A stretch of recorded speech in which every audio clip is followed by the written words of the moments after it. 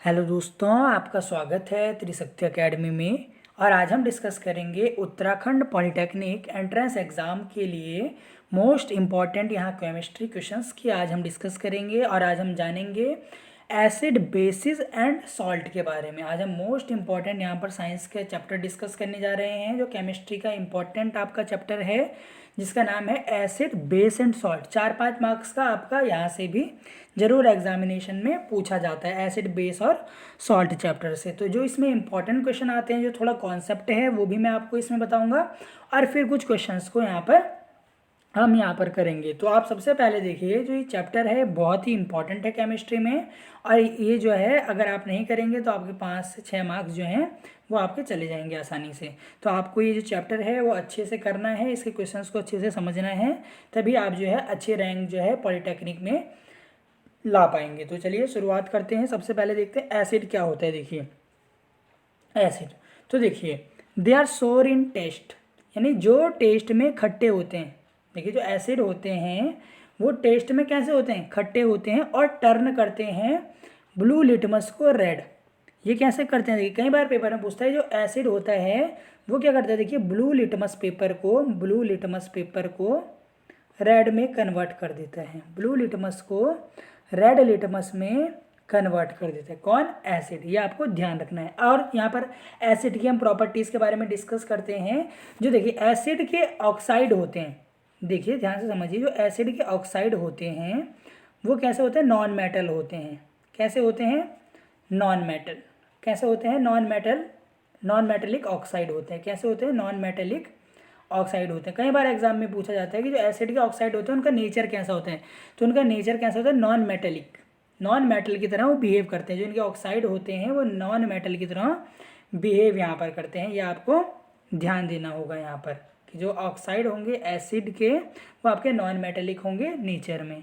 ये आपको समझ में आ गया, ठीक है। अब आप देखिए यहाँ पर कुछ, यहाँ पर अब आपने देख लिया एसिड क्या है, और आप यहाँ पर देख सकते हैं जो खट्टे होते हैं, जैसे आपका लेमन हो गया, ये आपका एसिड हो गया। लेमन भी आपका एक एसिड होता है। फिर यहाँ पर आपका HCl आ गया, hydrochloric acid, H2SO4, sulphuric acid, nitric acid, HNO3।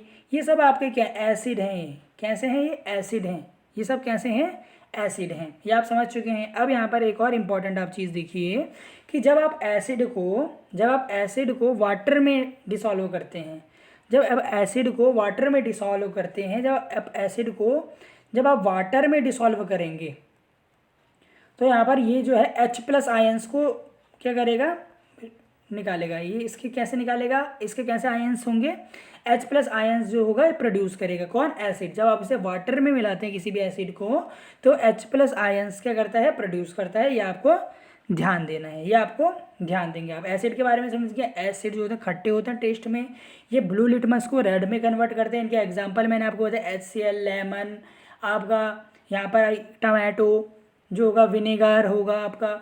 ये सभी आपके एग्जाम्पल होंगे एसिड के। और जब आप एसिड को वाटर में मिलाते हैं तो H+ आयंस क्या होते हैं, रिमूव होते हैं, प्रोड्यूस होते हैं। ये आपको ध्यान रखना है, H+ आयंस निकलते हैं।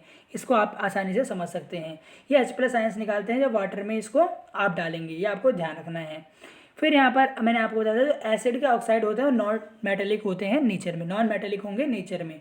तो ये हो गया एसिड का पूरे चीज़। अब जानते हैं हम बेस क्या है। तो बेस देखिए कड़वे होते हैं, बिटर इन टेस्ट। कैसे होंगे, कड़वे होंगे टेस्ट में। जैसे आपने देखा होगा सोप, जो साबुन होता है, कई बार आपने देखा होगा कि वो कैसे होता है, बिटर होता है टेस्ट में। कैसे होगा, बिटर। और जो ये बेस होता है, रेड लिटमस पेपर को ब्लू में कन्वर्ट करता है। ये आपको ध्यान रखना है। कई बार एग्जाम में सीधा लिटमस पे ही सवाल पूछा जाता है कि रेड को ब्लू में कौन करता है, तो आप बता देंगे बेस, और ब्लू को रेड में कौन करता है, तो एसिड। इस तरीके से क्वेश्चन आ जाता है आसानी से। ये आप समझिए। देखिए जो बेस के ऑक्साइड होंगे, जब आप बेस में, यदि कोई बेस के ऑक्साइड होंगे, जैसे आप बेसिक ऑक्साइड कह सकते हैं, ये मेटेलिक होते हैं नेचर में। कैसे होते हैं, मेटेलिक। कैसे होंगे, मेटेलिक होंगे नेचर में। ये आपको ध्यान रखना है। और जो एसिड के ऑक्साइड थे वो नॉन मेटेलिक थे नेचर में। तो ये आप इस तरीके से पॉइंट बना बना के इंपॉर्टेंट जो पॉइंट हैं वो लिख सकते हैं। देखिए इंपॉर्टेंट पॉइंट आप लिख सकते हैं। ये हो गया आपका बेस। अब आप यहाँ पर और देखिए बेस के एग्जाम्पल जैसे मैंने आपको बताया, सोप हो गया। क्या हो गया आपका, सोप यहाँ पर हो गया। आपका क्या हो गया, इस तरीके से क्या हो गया, कैल्शियम ऑक्साइड यानी चूना हो गया आपका। ये भी क्या होता है, इस एक तरीके से बेसिक है आपके, इस तरीके से आप देख सकते हैं। देखिए अब आप यहाँ पर देखिए क्या देखेंगे और एग्जाम्पल बेस के, तो और एग्जाम्पल क्या होंगे, देखिए बेस के सोप हमने बताया, कैल्शियम ऑक्साइड यहाँ पर हमने बताया। तो मेनली देखिए इसी तरीके के आपके एग्जाम्पल होते हैं किसके, आपके बेसिक।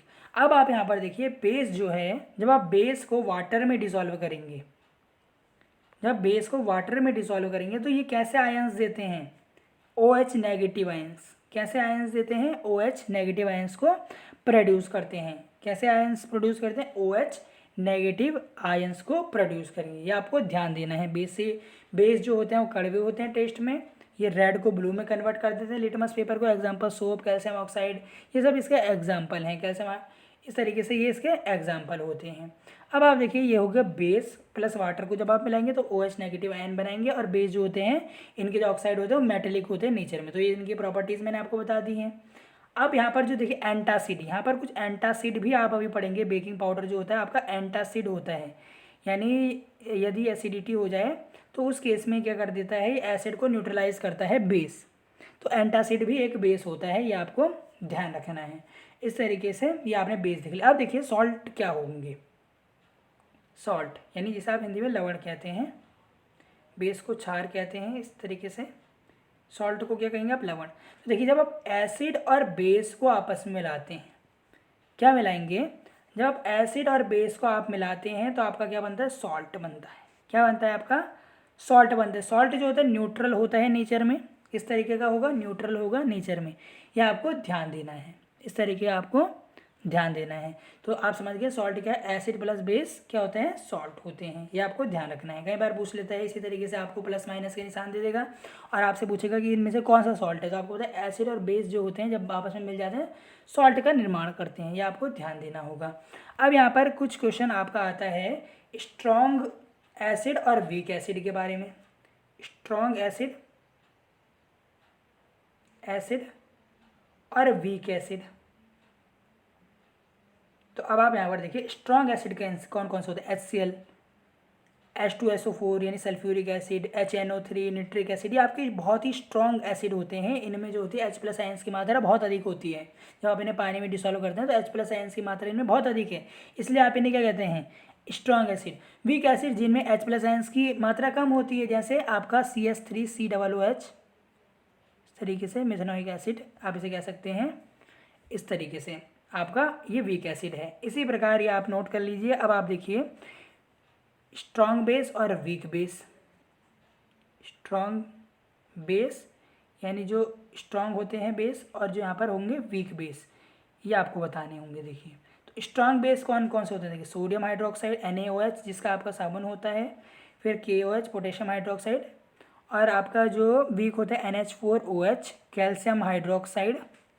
ये आपके वीक बेस होते हैं, ये आपको ध्यान रखना है। तो अगर आपकी OH नेगेटिव आयंस की सांद्रता अधिक है, कंसंट्रेशन ज़्यादा है, तो आप क्या करते हैं, स्ट्रॉन्ग बेस होता है। अगर इनकी सांद्रता कम होती है तो वीक बेस होगा। ये आपको समझना होगा। इस तरीके से ही आपके क्वेश्चन आएंगे। देखिए अब कुछ यहाँ पर इम्पॉर्टेंट जो है कंपाउंड हैं, कुछ यहाँ पर इम्पॉर्टेंट आपके कंपाउंड होते हैं, ये आपको ध्यान रखना है। कंपाउंड आप यहाँ पर क्या देखेंगे, कुछ इम्पॉर्टेंट कंपाउंड। तो अब यहाँ पर देखिए सबसे पहले हम जान रहे हैं प्लास्टर ऑफ पेरिस के बारे में। किसके बारे में डिस्कस करेंगे, सबसे पहले प्लास्टर ऑफ पेरिस के बारे में यहाँ पर डिस्कस करेंगे। तो देखिए जो प्लास्टर ऑफ पेरिस है, क्या है प्लास्टर ऑफ पेरिस, इसका फॉर्मूला क्या होगा, सबसे पहले देखिए कैल्शियम सल्फेट इंटू ½ H2। ये आप इसका फॉर्मूला याद रखिए। सबसे पहले किसका, कैल्शियम सल्फेट हेमीहाइड्रेट भी बोलते हैं, क्या बोलते हैं, कैल्शियम सल्फेट हेमीहाइड्रेट भी आप प्लास्टर ऑफ पेरिस को बोलते हैं। ये क्या हो गया आपका प्लास्टर ऑफ पेरिस का फार्मूला हो गया। इनके फार्मूला आपको याद रखने हैं मेनली, और इनका काम आपको पता होना चाहिए कि घरों में जो पुट्टी होती है इसमें भी प्लास्टर ऑफ पेरिस का डिज़ाइन बनाने के लिए घरों में आप देखते हैं POP का यूज़ होता है। बेकिंग सोडा, देखिए बेकिंग सोडा सबसे पहले मैंने आपको बताया था एक एंटासिड है। कई बार एग्जाम में पूछा जाता है बेकिंग सोडा क्या है, एक एंटासिड है। देखिए इसका फार्मूला आपका क्या होगा, सोडियम हाइड्रोजन कार्बोनेट, ये आपका फार्मूला होता है बेकिंग सोडा का। ये आपको ध्यान रखना है, ठीक है। ये आपने पता चल गया किसका है, बेकिंग सोडा का है। एक प्लास्टर ऑफ पेरिस में मैं आपको एक और फार्मूला बता दूं जिप्सम का। जिप्सम का। तो calcium sulphate into 2H2 dihydrate भी इसे बोलते हैं आप, कैल्शियम सल्फेट डाईहाइड्रेट। ये क्या होगा आपका, ये आपका क्या होता है देखिए, जिप्सम। क्या होगा आपका, जिप्सम होता है। क्या होता है ये, जिप्सम होता है। ये दो फॉर्मूले आपको याद रखने, कभी भी एग्जाम में आपसे पूछे जा सकते हैं। फिर आप यहाँ पर देखिए ब्लीचिंग पाउडर। ब्लीचिंग पाउडर आपको पता है जो है कपड़े धोने में काम आता है ब्लीचिंग पाउडर। तो देखिए इसका फार्मूला होता है कैल्शियम ऑक्सी क्लोराइड। कई बार पूछ लेते हैं, देखिए कैल्शियम ऑक्सी क्लोराइड। कई बार आपसे ऐसे भी पूछा जाता है कि कैल्शियम ऑक्सी क्लोराइड कैसे बनता है। तो देखिए जब आप कैल्शियम हाइड्रोक्साइड में जो बुझा हुआ चूना होता है, इसमें जब आप क्या करते हैं, क्लोरीन गैस मिला देते हैं। कौन सी गैस, क्लोरीन। तब आपका क्या बनता है, कैल्शियम ऑक्सी क्लोराइड और H2O अलग हो जाता है। Cl2 है ये, आप ध्यान रखिएगा। इस तरीके से ये आपका बनता है। इसको सही से लिख देते हैं CaCl2 CaOCl2 CaOCl2 calcium oxy chloride आपका बन गया ब्लीचिंग पाउडर। तो ये इसका फॉर्मूला होगा, ये आपको ध्यान रखना है मेनली।